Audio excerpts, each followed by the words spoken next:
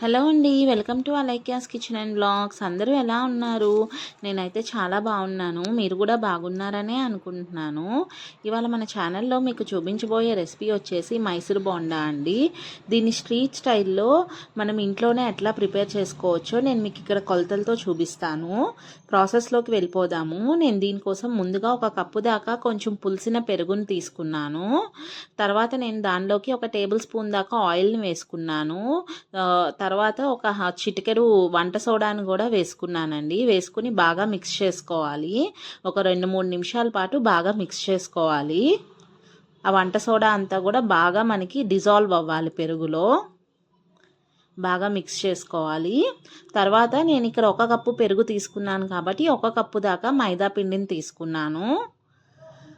తర్వాత ఒక 2 table spoon దాకా బియ్యపిండిని వేసుకున్నాను. బియ్యపిండి వేసుకోవడం వల్ల మనకి బజ్జీ అనేవి కొంచెం క్రిస్పీగా వస్తాయి.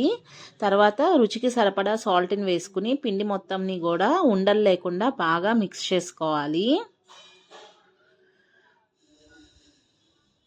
మనం ఈ పిండిని ఎంత బాగా మిక్స్ చేసుకుంటే మనకి బజ్జీలు అనేవి అంత సాఫ్ట్గా క్రిస్పీగా వస్తాయండి.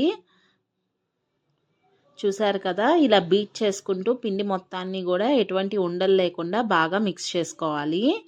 నేను ఇక్కడ మైసూర్ బజ్జీ పిండిని నేను ముందు రోజు నైటే ప్రిపేర్ చేసి పెట్టుకున్నానండి, రేపొద్దున బ్రేక్ఫాస్ట్ కోసమని.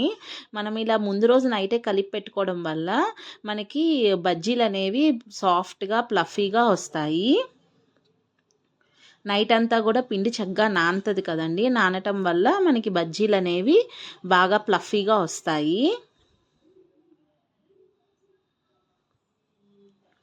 చూసారు కదా, పిండి మొత్తం ఎటువంటి ఉండలు లేకుండా ఇలా బాగా మిక్స్ చేసుకోవాలి. ఈ కన్సిస్టెన్సీ ఉంటే సరిపోతుంది. మనకి బజ్జీలు అనేవి చక్కగా పొంగుతాయి, పర్ఫెక్ట్గా వస్తాయి. ఇలా పిండి మొత్తాన్ని బాగా మిక్స్ చేసుకుని ఒక మూత పెట్టేసుకుని నైట్ అంతా వదిలేయాలండి పక్కన పెట్టేసి.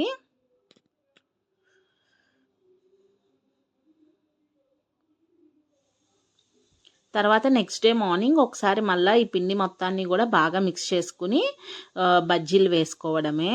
నేను బజ్జీలు ఫ్రై చేసుకోవడం కోసం పొయ్యి మీద ఒక కడాయి పెట్టుకుని డీప్ ఫ్రైకి సరిపడా ఆయిల్ని వేసుకున్నాను. ఆయిల్ బాగా హీట్ ఎక్కాక మనం బజ్జీలు వేసుకోవాలండి. మీలో ఎంతమందికి మైసూర్ బజ్జీలు అంటే ఇష్టం అండి? నాకు కామెంట్ సెక్షన్లో చెప్పండి. ఇలా ఆయిల్ బాగా హీట్ అయ్యాక ఇలా బజ్జీలు వేసుకోవడమేనండి. చూసారు కదా, మనం ముందు రోజు నైట్ కలిపి పెట్టుకోవడం వల్ల మనకి బజ్జీలు అనేవి చక్కగా ఇలా పొంగుతాయి అన్నమాట.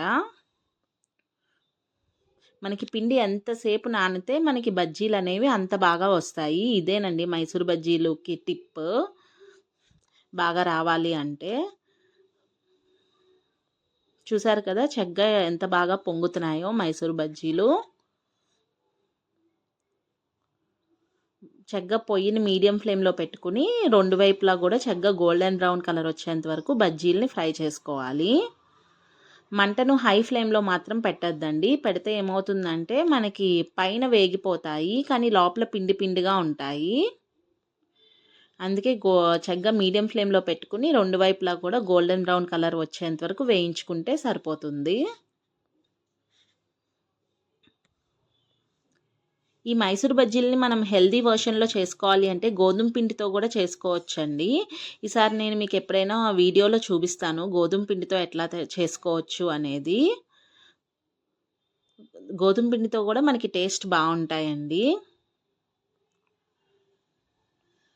చక్కగా మనకి ఇలా 2 వైపులా గోల్డెన్ బ్రౌన్ కలర్ వచ్చేంత వరకు ఫ్రై చేసుకుంటే సరిపోతుందండి.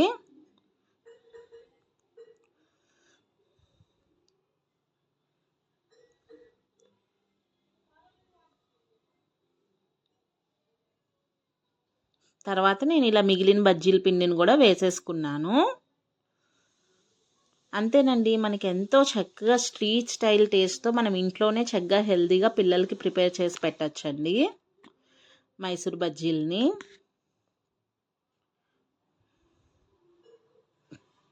మీలో ఎంతమందికి మైసూర్ బజ్జీలు అంటే ఇష్టమో నాకు కామెంట్ సెక్షన్లో చెప్పండి. చక్కగా ఇలా 2 వైపులా గరిటతో చక్కగా తిప్పుకుంటూ 2 వైపులా కూడా గోల్డెన్ కలర్ వచ్చేంత వరకు ఫ్రై చేసుకుంటే సరిపోతుంది.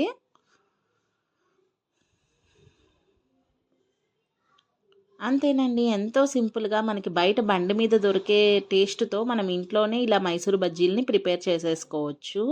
థ్యాంక్ యూ ఫర్ వాచింగ్ అండి.